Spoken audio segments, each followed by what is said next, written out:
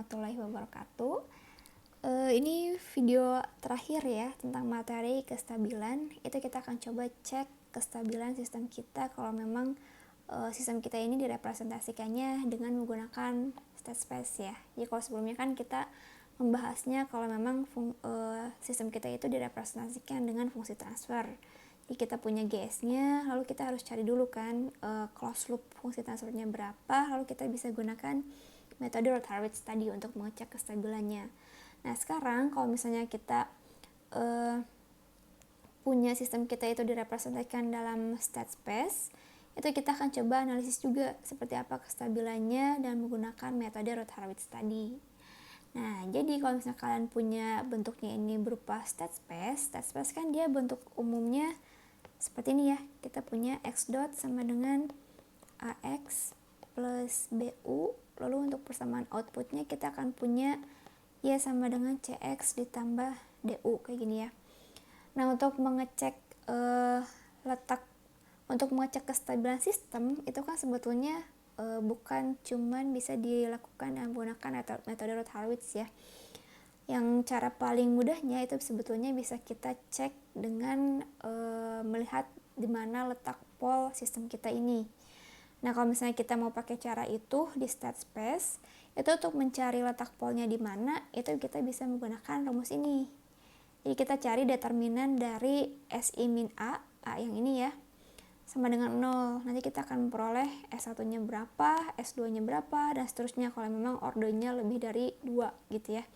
Ini akan berupa letak pol kita nih, ini. Jadi kalau misalnya letak polnya ada di sebelah kiri, ya otomatis dia akan stabil.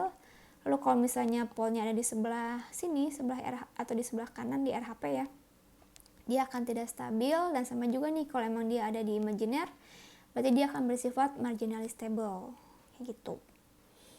Nah, lalu ya gitu ya.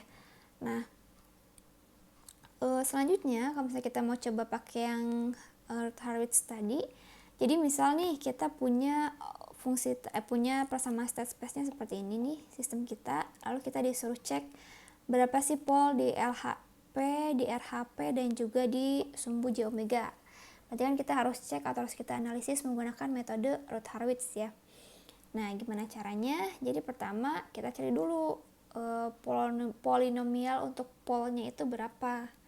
Kita menggunakan rumus tadi juga sama, cari determinan SI min A-nya. Ini kan karena dia matriksnya 3x3 ya, otomatis matriks SI-nya juga 3x3 ya, kayak gini. Diambil dengan matriks A ini sama dengan seperti ini. Lalu kita cari determinannya. Nah, harusnya sih ini bisa kalian coba ya. Nanti hasil determinannya harusnya akan seperti ini nih, sebelah sini. Gitu nih, sebelah sini. Nah, kalau sudah diperoleh determinannya, baru kita masukkan atau kita buat tabel root-nya ya. Berarti karena dia order 3, kita akan punya ininya S pangkat 3 sampai S pangkat 0. Lalu elemennya seperti biasa ya, kita selang-seling aja. Di sebelah sini ada 1 dan juga min 7. Lalu di baris kedua kita akan punya min 6 dan min 52. Ini dan min 52. Nah, karena sama-sama bisa disederhanakan, jadi bisa kita bagi dengan 2 ya, dua-duanya. Berarti min 6 bagi 2 adalah min 3. Lalu min 52 bagi 2 adalah min 26. Seperti ini. Lalu sisanya ke bawah nih. Sama nih dengan cara biasa. Bisa ya. Nah, setelah diperoleh seperti itu, untuk mengecek berapa jumlah polnya di RHP, di LHP, dan di J omega, ya sama aja. Kita balik lagi ke prinsip metode Rotary tadi. Jadi kalau untuk mencari jumlah di RHP, ya tinggal kita lihat saja ya berapa perubahan tanda di kolom pertama. Ini kalau kita lihat, dia perubahan tandanya hanya di bagian sini aja ya, bagian atas dari positif ke negatif. Jadi hanya ada 1 kali perubahan tanda, sehingga otomatis jumlah pol di RHP-nya hanya ada 1. Dan sisanya karena dia order 3, berarti 2 pol lainnya akan ada di LHP. Gitu. Nah, karena sistem ini dia punya pol di RHP, ya otomatis dia sistemnya bersifat unstable ya, kayak gitu. Nah, sebetulnya lalu untuk yang di sumbu J omeganya, karena di sini tidak ada baris yang nilai elemennya 0 semua, ya otomatis dia tidak memiliki pol di J omega gitu. Gampang ya? Oke, cukup sampai di sini materi untuk yang kestabilan. Nanti minggu depan kita akan masuk ke materi baru lagi.